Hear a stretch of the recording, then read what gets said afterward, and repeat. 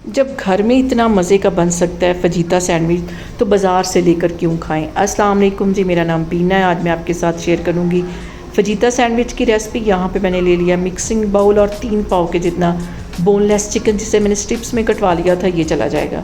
इसके अंदर मैं डाल दूँगी 4 से 5 जवे लहसुन के, जिसे मैंने कूट लिया था, और इसके साथ ही कुटी हुई रेड मिर्च 1 टीस्पून डाल दूँगी। नमक चला जाएगा 1 टीस्पून। पेपरिका पाउडर जो है वो भी चला जाएगा 1 टेबल स्पून।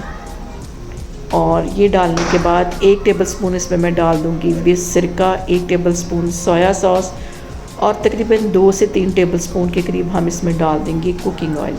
बहुत कम मसालों से ये बनेगा। इसको अच्छी तरह हम मिक्स कर लेंगे, फ्रिज में रख देंगे 2 घंटे के लिए।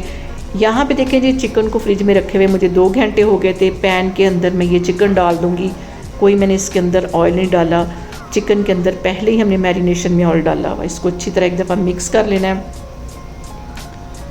इसको मिक्स करने के बाद इसको मैं कवर कर दूँगी लो फ्लेम पे, बिल्कुल दम वाली आग पे 10 मिनट के लिए।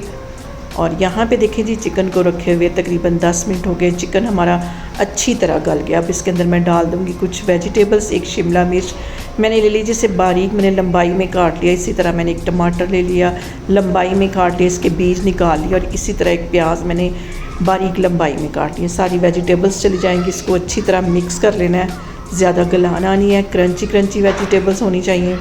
और इसके साथ ही मैं स्वीट कॉर्न जो है वो इसके अंदर डाल दूँगी, तकरीबन आधी प्याली के जितनी।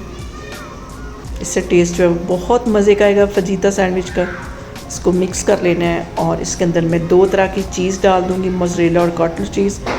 ये डालने के बाद अच्छी तरह इसको हम चीज़ को फैला देंगे और इसको कर देंगे कवर 2 से 3 मिनट के लिए, ताकि हमारी जो चीज़ है वो अच्छी तरह मेल्ट हो जाए।